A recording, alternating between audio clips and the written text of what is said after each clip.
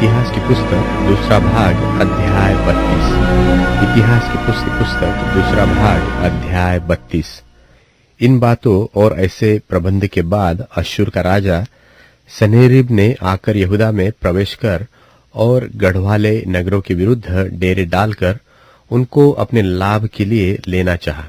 यह देखकर कि सन्हेरीब निकट आया है और यरूशलेम से लड़ने की मनसा करता है, हिजकिय्याह ने अपने हाकिमों और वीरों के साथ यह सम्मति की कि नगर के बाहर के सोतों को पटवा दे, और उन्होंने उसकी सहायता की।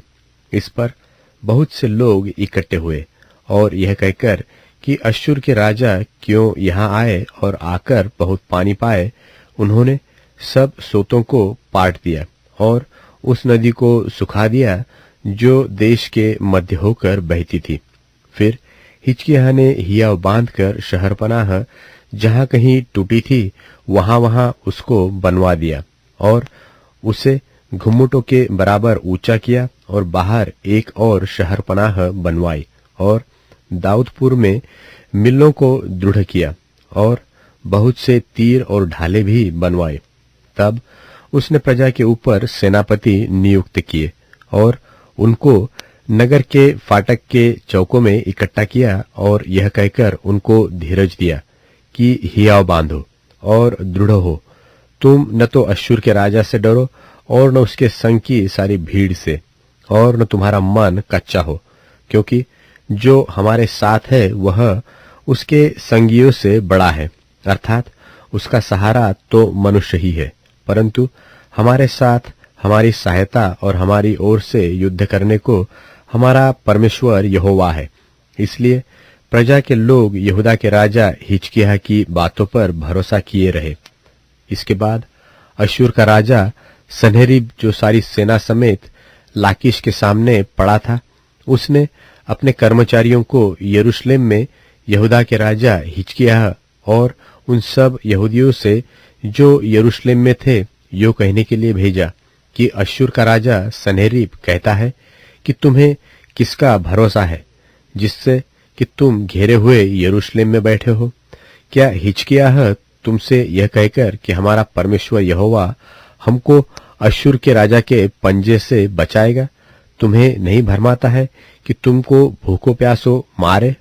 क्या उसी उज्जियाह ने उसके ऊंचे स्थान और वेदियां दूर करके यहूदा और यरूशलेम को आज्ञा नहीं दी कि तुम एक ही वेदी के सामने दंडवत करना और उसी पर धूप जलाना? क्या तुमको मालूम नहीं कि मैंने और मेरे पुरखाओं ने देश के सब लोगों से क्या क्या किया है? क्या उन देशों की जातियों के देवता किसी भी उपाय से अपने देश को मेरे हाथ से बचा सके? जितनी जातियों का मेरे पुरखाओं ने सत्यानाश किया है, उनके सब देवताओं में से ऐसा कौन था जो अपनी प्रजा को मेरे हाथ से बचा सका हो? फिर तुम्हारा देवता तुमको मेरे हाथ से कैसे बचा सकेगा? अब हिजकिय्याह तुमको इस रीति भुलाने अथवा बहकाने न पाए और तुम उसकी प्रतीति न करो, क्योंकि किसी जाति या राज्य का कोई देवता अपनी प्रजा को न तो मेरे हाथ से और न मेरे पुरखाओं के हाथ से बचा सका। यह निश्चय है कि तुम्हारा देवता तुमको मेरे हाथ से नहीं बचा सकेगा। इससे भी अधिक उसके कर्मचारियों ने यहोवा परमेश्वर की और उसके दास हिजकिय्याह की निंदा की। फिर उसने ऐसा एक पत्र भेजा जिसमें इस्राएल के परमेश्वर यहोवा की निंदा की ये बातें लिखी थी कि जैसे देश देश की जातियों के देवताओं ने अपनी अपनी प्रजा को मेरे हाथ से नहीं बचाया, वैसे ही हिजकिय्याह का देवता भी अपनी प्रजा को मेरे हाथ से नहीं बचा सकेगा। और उन्होंने ऊंचे शब्द से उन यरूशलेम वासियों को जो शहर पनाह पर बैठे थे यहूदी बोली में पुकार कर कि उनको डराकर घबराहट में डाल दे, जिससे नगर को ले ले। और उन्होंने यरूशलेम के परमेश्वर की ऐसी चर्चा की मानो पृथ्वी के देश देश के लोगों के देवताओं के बराबर हो जो मनुष्यों के बनाए हुए हैं। तब इस घटनाओं के कारण राजा हिजकिय्याह और आमोस के पुत्र यशायाह नबी दोनों ने प्रार्थना की और स्वर्ग की ओर दोहाई दी। तब यहोवा ने एक दूत भेजा जिसने अश्शूर के राजा की छावनी में सब शूरवीरों, प्रधानों और सेनापतियों को नाश किया और वह लज्जित होकर अपने देश को लौट गया। और जब वह अपने देवता के भवन में था तब उसके निज पुत्रों ने वही उसे तलवार से मार डाला। यहोवा ने हिजकिय्याह और यरूशलेम के निवासियों को अश्शूर के राजा सन्हेरीब और अपने सब शत्रुओं के हाथ से बचाया और चारों ओर उनकी अगुवाई की। और बहुत लोग यरूशलेम को यहोवा के लिए भेंट और यहूदा के राजा हिजकिय्याह के लिए अनमोल वस्तुएं ले आने लगे। और उस समय से वह सब जातियों की दृष्टि में महान ठहरा।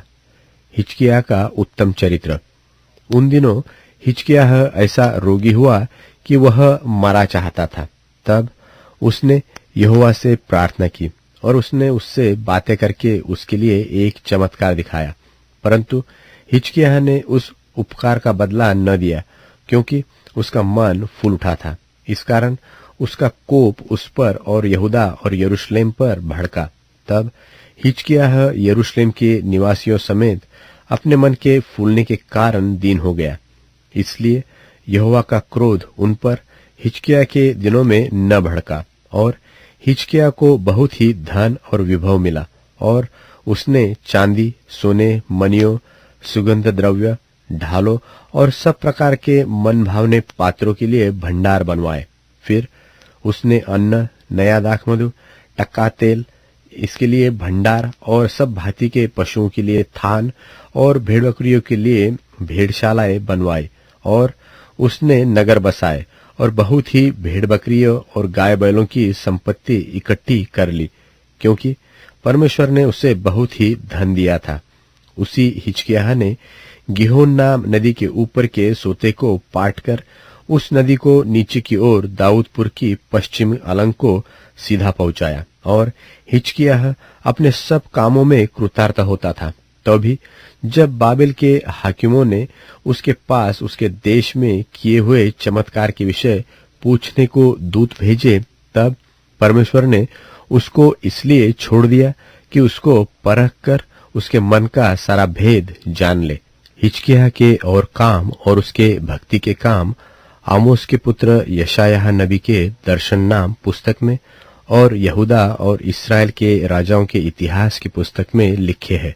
अंत में हिजकिय्याह अपने पुरखाओं के संग सो गया और उसको दाऊद की संतान के कब्रिस्तान में चढ़ाई पर मिट्टी दी गई। और सब यहूदियों और यरूशलेम के निवासियों ने उसकी मृत्यु पर उसका आदर मान किया और उसका पुत्र मनश्शे उसके स्थान पर राज्य करने लगा।